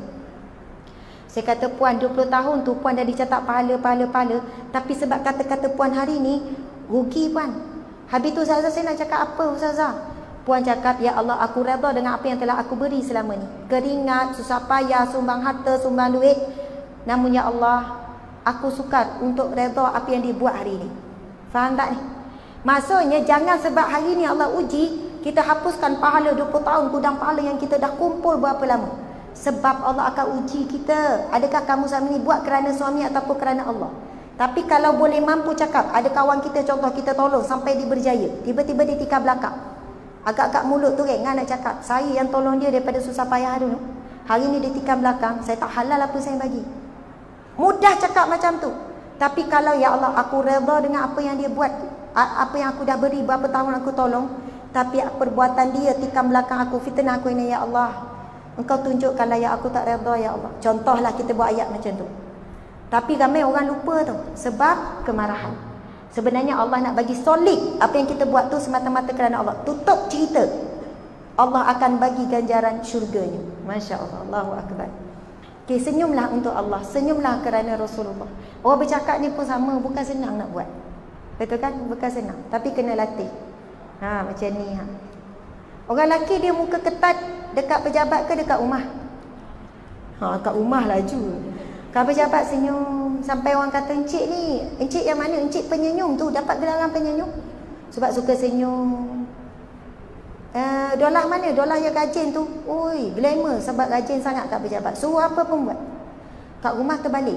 Nabi sebut khairukum li ahli, yang paling baik di kalangan kamu, orang yang paling baik dengan ahli keluarganya. Yang paling sempurna iman dengan ahli keluarga. Janganlah kita jadi macam ni ya. Tapi macam ni je kita kat rumah. Na'udzubillah. Ada tua-tua pun kena marah lagi ya. Saya nak tutup dah ni, saja tunjuk sikit-sikit gambar ni. Ni pasal telefon ni, kesian anak kita Jadi penderaan, ini penderaan emosi, penderaan mental anak-anak yang ni ya. Alangkah bahagia jika aku jadi handphone ayah bonda. Sampai anak tu terasa begitulah. Sebab dia tengok maknya banyak belai telefon daripada belai dia. Mata mak dia lebih banyak tengok telefon daripada tengok muka dia. Akhirnya dia kata seronoknya jadi telefon. Sebab kalau dia pegang telefon, dia kena marah. Apa pegang telefon mak ni? Kalau jatuh macam mana? Hati dia pecah, mak tak kisah. Jangan telefon pecah. Na'udzubillah min zalik. Esok bila kita dah tua, kita pergi jalan rumah anak, kita pun tak larat main telefon dah masa tu. Kita tanya, macam mana kerja? Okey mak, sambil anak tengok telefon. Lepas tu ni, ya mak kejap ya, ada benda penting. Kecil hati tak gitu. Dia ulang skrip kita je. Jap, Umi nak pada jap. Skrip yang sama yang kita buat. Jadi anda mampu mengubahnya. Macam tu. Okey, subhanallah, Allahu akbar. Ini doa-doa lah apalah. Ini molekul air berubah. Bila cakap benda yang baik, benda yang buruk, tak sempat nak kupas ya. Air kosong ni. Kita macam tak sempat sangat nak kupas tentang tips-tips. Banyak bercerita kan. Ni cari makanan apa semua, makanan yang halal, masya-Allah. Banyak tu. Wahai para lelaki sekalian, isteri adalah anugerah hadiah daripada Allah. Allah menyuruh kamu jaga dia. Alah happynya masak, lompat-lompat Sambil gosok baju. Aduh, hai. Ada tak macam ni? Ha? Ke gosok baju. Bila nak beli yang Philip punya ni. Duk ulang yang tu lah, setahun tu tak dapat-dapat tu. Bila nak beli Philip ni? Bila masak nasi, bila nak nukzah ni? Contoh. Tu tak dapat-dapat nukzah. Tapi kalau Alhamdulillah, ya Allah, syukur. Tampal kat tempat gosok tu ada zikir-zikir. Rupanya lama aku zikir. Kalau Philip ni 20 minit siap. Ni 2 jam tak habis lagi baju sekolah anak. Lama berzikir.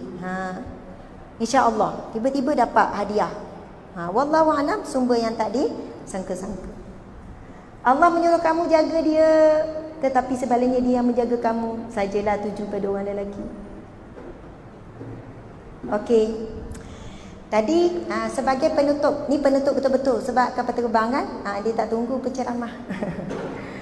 Masya Allah ibu-ibu sekalian, tadi tu kita sebut tentang apa pun berlaku, cuba lazimi zikir innalillah. Kami kan dalam urusan saya dengan Ustazah Atikah, rakan seperjuangan lah ni. Pergi mana-mana dia teman, subhanallah, Allahu akbar, Allah mudahkan dia. Selalu je ada benda yang mengejut, ujian Allah. On the way ke, apa-apalah yang di luar kawalan kita. Nak marah boleh, nak marah. Apa-apalah kadang macam-macam cerita lah kan. Tapi sebab nekat, apa-apa pun berlaku, kalimah pertama innalillah. Contoh anak tumpahkan air. Nak marah boleh, anak kita bukan anak orang lain. Betul kan? Cubit. Apa yang dapat? Tak dapat apa-apa. Sebut innalillah, innalillah. Dah kadang marah, nada lain sikit lah. Innalillah. Innalillah wa inna ilaihi raji'un. Lepas tu subhanallah, marah kita berbeza. Pertama, kita takkan marah sangat. Ni anak yang dah besar ni, air Milo, budak kecil baby lain lah. Kan? Yang kedua, nak tanya. Kalau dua bunyi itu bertindih ke? Macam air kan, lepas tu dua bunyi bertindih. Bertindih. Bertindih lah tu. Ataupun tak bertindih. Subhanallah. Ni sahabat sini kan? Bertindih ke tak bertindih ke ni? Air. Jadi air pada bunyi. Kalau dua bunyi. Ada dua bunyi. Kira bertindih lah tu. Okay. Masya Allah. Dia jaga masjid ni kan? Ni masjid student. Masya Allah. Tapi sini ke ya. Bolehlah. Subhanallah. Walaupun kita nampak mungkin kita lebih sempurna dan sebagainya, mungkin hati dia bersih, dia lagi sempurna, masya-Allah. Cik, doakan kami semua ya. Doakan semua masuk syurga, boleh? Insya-Allah. Doa sekarang. Ya Allah.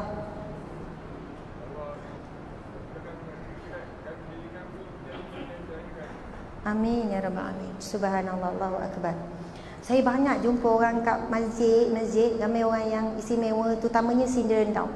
Saya pergi merata-rata kan, ramai yang sindiran down jaga masjid.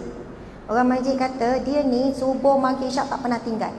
Dia datang bawa kertas buruk, mesti nak ambil tanda tangan saya. Ustazah tanda tangan, lepas tu mungkin dia buang. Maksudnya dia reti nak menghargai orang, minta tanda tangan, peminat lah kononnya. Lepas tu dia tanya soalan yang sama, nama siapa? Nama siapa? Tapi dia kata ustazah dia jaga masjid ni, jaga bersih, 5 waktu tak pernah tinggal. Nampak dia tak sempurna, tapi dia lebih sempurna daripada orang yang sempurna. Ni nampak sempurna tapi cacat, kaki tak boleh sampai ke masjid. Contohlah kan. Jadi kesimpulannya tadi, amalkanlah innalillah. Kalau anak contoh tumpahkan air, sebut lagi sekali, tanya lagi sekali kan. Tumpahkan air contohnya. Anak tu asal kita nak marah, tapi berkat tu kan, subhanallah, tiba-tiba anak yang kecil tu boleh pergi ambil kain, lepas tu lap, daripada nak marah, ambil telefon pula. Budak ni bagus. Faham tak? Allah boleh arrange, Allah boleh ni. Sebab apa? Kita cepat sandarkan kepada Allah. Kita rasa innalillah, tembikai. Tiba-tiba ada, Assalamualaikum, ni ada tembikai. Tak mustahil ya? Tak mustahil. Siapa yang sentiasa beramal, dia akan jumpa keajaiban demi keajaiban. Nak marah macam mana? Innalillah, ya Allah datang daripadamu. Allah kata hamba-Ku terus redha, terus faham. Bukan suami menguji dia, bukan jiran menguji dia, bukan kereta menguji, aku yang sedang menguji dia. Lalu Allah terus beri balasan secepat mungkin. Lagi cepat kita redha, lagi cepat Allah beri. Lagi cepat kita redha, lagi cepat pertolongan Allah. Masalah kita redha makan masa, lepas seminggu baru redha. Lepas sebulan, hilang 1000 itu tak redha, lepas sebulan dapat nikmat. Ya Allah, ini rupanya hikmah. Allah dah tunjuk, barulah sabar. Sabar ujung sekali. Masya Allah. InsyaAllah, dan satu amalan yang perlu kita lazimi iaitu istighfar. Hadis Nabi SAW, anak ada masalah apa pun, tiba-tiba anak menyakitkan hati, suami apa pun, masalah rezeki, cari masa duduk, jangan henti istighfar sampai hati kita yang sempit jadi lapang. Kalau orang tanya, Ustazah nak berapa kali istighfar? Kita tak boleh cakap 10 kali ke 100 kali ke. Yang mampu kita buat, beristighfarlah sampai ketika kamu rasa tenang. Subhanallah, hadis Nabi SAW, barang siapa yang beristighfar akan diberi jalan keluar dari setiap kesulitan, diberikan rizki daripada sumber yang tak disangka-sangka, diberikan kegembiraan daripada kesedihan. Subhanallah, banyak cerita. Ada seorang Imam Ahmad bin Hanbal, dia pun tak tahu kenapa dia melakukan musafir. Sampai dia pergi kepada satu masjid. Ini riwayat yang sahih, kita ni masyhurkan. Dia nak berehatkan masjid, kena halau dia orang masjid. Dia pun duduk kat beranda, orang masjid halau lagi. Imam Ahmad bin Hanbal ni, mazhab Hanbali ni, Imam Ahmad, dia memang masyhur, tapi zaman tu tak ada telefon, tak viral lah muka dia, jadi orang masjid pun tak kenal. Dia duduk kat lobi pun kena halau lagi, sampai dia keluar daripada masjid. Sampai dekat luar, ada tukang roti tak jauh daripada masjid tu. Dia nampak kan? Dia pun panggil, marilah datang berteduh dekat rumah saya, tidur saja malam ni di rumah saya. Lalu Imam Ahmad bin Hanbal pun malam tu dia tengok, orang ni buat roti, mulut tak pernah berhenti istighfar. Astaghfirullah, istighfar je, buat kerja istighfar. Sampai Imam Ahmad bin Hanbal tanya, wahai pembuat roti, kenapa kamu tak berhenti istighfar? Dia tak kenal lagi, dia tahu Imam Ahmad ni. Dia kata, wahai Tuan, alhamdulillah, sepanjang hidup aku setiap masalah boleh selesai dengan istighfar. Allah yang selesaikan. Setiap kesempitan, kesulitan, alhamdulillah, semua yang aku hajat, apa yang aku minta dengan Allah, semua aku dapat. Tentang anak ke tentang isteri, semua aku dapat kerana istighfar. Kalau aku perlukan sesuatu, aku istighfar, akhirnya Allah akan beri. Cuma ada satu saja lagi perkara yang aku belum dapat, yang aku minta dengan Allah. Aku sangat berhajat nak berjumpa dengan Imam Ahmad bin Hanbal. Lepas tu Imam Ahmad bin Hanbal kata, ya Allah, rupanya Allah mentakdirkan perjalananku yang jauh perjalanan dia, dengan dia tak ada tujuan yang jelas pun dikatakan, tapi Allah menggerakkan untuk jalan dia dihalau. Akhirnya Allah mendatangkan aku di hadapan kamu. Bukannya dia, kalau zaman sekarang nak jumpa ulama, kita lah pergi jumpa, bukan kita minta datang rumah kita kan. Tapi Allah berkat dia istighfar, Allah datang kat Imam Ahmad di depan dia, di rumah dia. Masya Allah. Kata rupanya kerana kuatnya istighfar kamu. Sebab tu ibu-ibu, ayah-ayah, nak bina rumah di syurga kita, Allah bagi jalan, kita tak lalui jalan. Allah bagi cara, tapi mungkin kita sedikit sombong dengan Allah, kurang usaha dengan Allah. Kita banyak usaha dengan kudrat tangan kita. Siapa yang usaha dengan Allah, lagi cepat dia dapat sesuatu. Percaya ke tak percaya, buat je. Innalillah, lepas tu istighfar, dan apa-apa amalan yang selalu kita buat, teruskan. Tapi yang penting istiqamah. Buat saja walaupun kurang percaya, nanti kita akan terkejut dengan hasil. Masa tu barulah meningkat kepercayaan kita. Subhanallah, alhamdulillah, saya mohon maaf salah dan silap. Hujung rambut, hujung kaki, apa yang saya tersalah cakap, apa yang pandangan saya tidak tepat dan sebagainya. Di sini depan saya ramai orang alim, orang soleh dan sebagainya. Ibu-ibu sekalian, mudah-mudahan kita jadi ibu yang salehah, isteri yang salehah, yang redha dengan suami, dengan apa ujian, dan insya-Allah kita akan dibangkitkan di akhirat kelak menjadi ketua bidadari di syurga Allah. Amin ya rabbal alamin. Dan kepada para lelaki sekalian, mudah-mudahan tuan-tuan menjadi suami yang saleh, dikurniakan isteri yang salehah, penyejuk hati, penyejuk mata. Tuan-tuan akan memimpin ahli keluarga masuk ke dalam syurga Allah, membina sebuah rumah tangga yang bahagia, tidak ada sedikit pun duka cita. Amin ya rabbal alamin. Sekian wabillahi taufiq wal hidayah. Assalamualaikum warahmatullahi wabarakatuh.